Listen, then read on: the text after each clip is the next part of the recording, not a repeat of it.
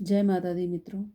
आज मैं मत्स्य महापुराण के पहला अध्याय का हिंदी अनुवाद रिकॉर्ड कर रही हूँ। मुझे लगता है कि सभी भक्तजनों को ये समझ में आएगा और बहुत ही अच्छा वर्णन इसमें लिखा गया है। मुझे लगता है सभी को ये पढ़ना चाहिए। समय के अभाव के कारण बहुत सारे लोग इतने बड़े महापुराण को शायद ही ना पढ़ पाए, तो मेरा प्रयास रहेगा कि मैं इस महापुराण का पूरा अध्ययन करूँ और रिकॉर्ड करके वीडियोज़ आपको देती रहूँ, जिससे कि आप सब भी इसको समझ सकें और जीवन में इन सभी चीज़ों का बहुत ही ज़्यादा महत्व है। तो पहला अध्याय मैं शुरू करने जा रही हूँ। ओम तत्सत ब्रह्मणे नमः। ओम श्रीमद् वेद व्यास प्रणीत मत्स्य महापुराण पहला अध्याय। मंगलाचरण शौनक आदि मुनियों का सूत जी से पुराण विषयक प्रश्न। सूत द्वारा मत्स्य पुराण का वर्णारंभ। भगवान विष्णु का मत्स्य रूप से सूर्यनंदन मनु को मोहित करना, तत्पश्चात उन्हें आगामी प्रलय काल की सूचना देना।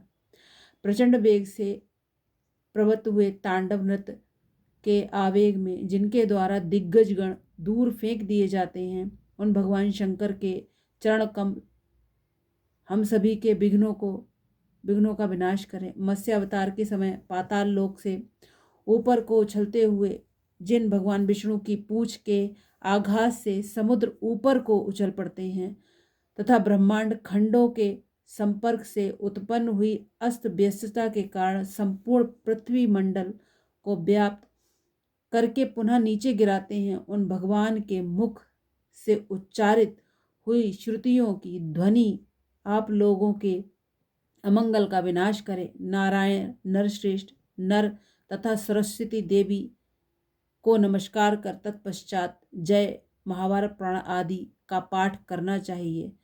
जो अजन्मा होने पर भी क्रिया के संपर्क से नारायण नाम से स्मरण किए जाते हैं, त्रिगुण सत्व रज तमस रूप हैं एवं त्रिवेद ऋग ऋज साम जिनका स्वरूप है, उन स्वयंभू भगवान को नमस्कार।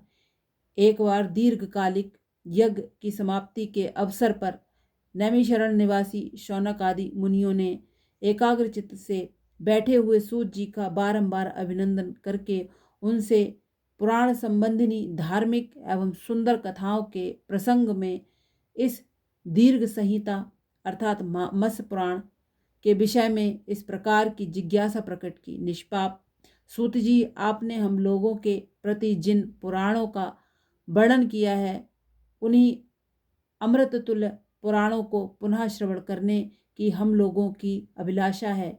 मुने ऐश्वर्यशाली जगदीश्वर ने कैसे इस चराचर विश्व की सृष्टि की तथा उन भगवान विष्णु को किस कारण मत्स्य रूप धारण करना पड़ा, साथ ही शंकर जी को भी भैरव तत्व एवं पुरातत्व की पदवी किस निमित्त से प्राप्त हुई, तब वे वृषभ ध्वज कपाल मालाधारी कैसे हो गए। सूत जी, इन सब का क्रमशः विस्तार पूर्वक वर्णन कीजिए, क्योंकि इस विषय में आपके अमृत सदृश वचनों को सुनने से तृप्ति नहीं हो रही। सूत जी कहते हैं, द्विजवरों, पूर्व काल में भगवान गदाधर ने जिस मत्स्य पुराण का वर्णन किया था, इस समय उसी का विवरण आप लोग सुने। यह पुण्यप्रद परम पवित्र और आयुवर्धक है।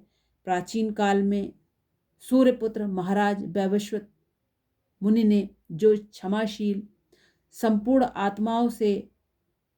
आत्मगुणों से संपन्न, सुख दुख को समान समझने वाले एवं उत्कृष्ट वीर थे, पुत्र को राज्यभार सौंपकर मलयांचल के एक भाग में जाकर घोर तप का अनुष्ठान किया था।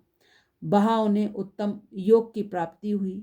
इस प्रकार उनके तप करते हुए करोड़ों वर्ष व्यतीत होने पर कमलासन ब्रह्मा प्रसन्न होकर वरदाता रूप में प्रकट हुए और राजा से बोले, वर मांगो। इस प्रकार प्रेरित किए जाने पर वे महाराज मनु पितामह ब्रह्मा को प्रणाम करके बोले, भगवान, मैं आपसे केवल एक सर्वश्रेष्ठ वर मांगना चाहता हूँ। वह यह है कि प्रलय के उपस्थित होने पर मैं संपूर्ण स्थावर जंगम रूप जीव समूह की रक्षा करने में समर्थ हो सकूं। तब विश्वात्मा ब्रह्मा एवं आस्तु ऐसा ही हो कहकर वहीं अंतर ध्यान हो गए। उस समय आकाश में देवताओं द्वारा की गई महती पुष्ट वृष्टि होने लगी। एक समय की बात है, आश्रम में पितृ तर्पण करते हुए महाराज मनु की हथेली पर जल के साथ ही एक मछली आ गिरी।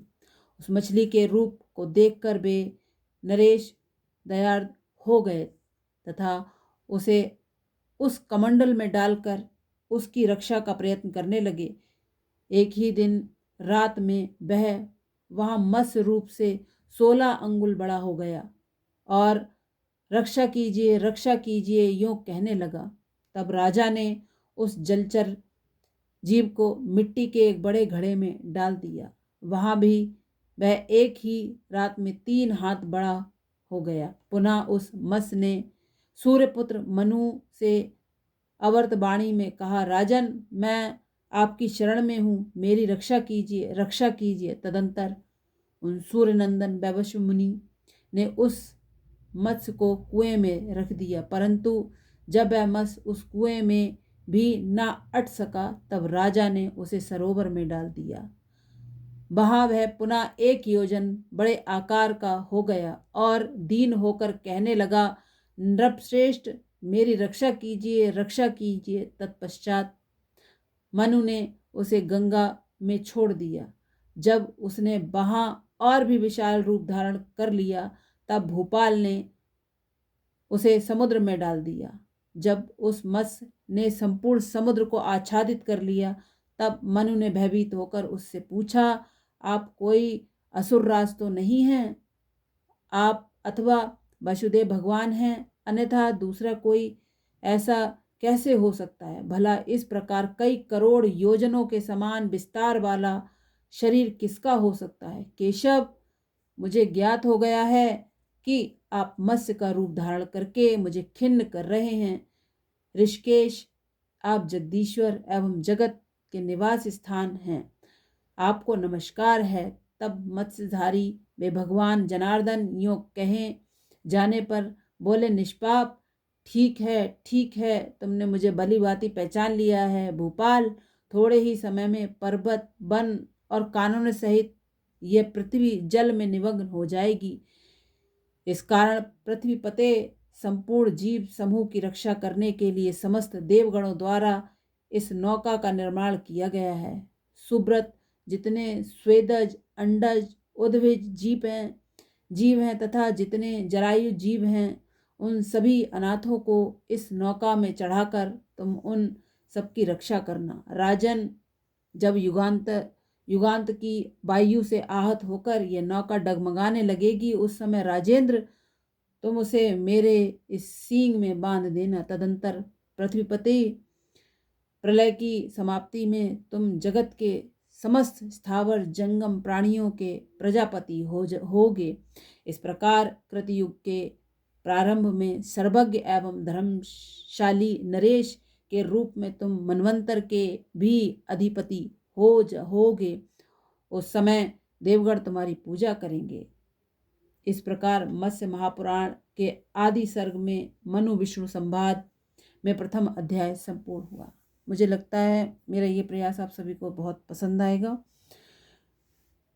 मेरी आपसे एक ही विनती है कि मेरे चैनल को लाइक एंड सब्सक्राइब करें और इस वीडियो को ज़रूर से लोगों से शेयर करें, जिससे कि लोग इसका आनंद ले सकें और अपने आप को भाग्यशाली महसूस कर सकें कि भाई इतना अच्छा वर्णन जो मैं पढ़ रही हूँ मुझे अच्छा लगा। मुझे लगा सबको पता होना चाहिए, अच्छा लगेगा।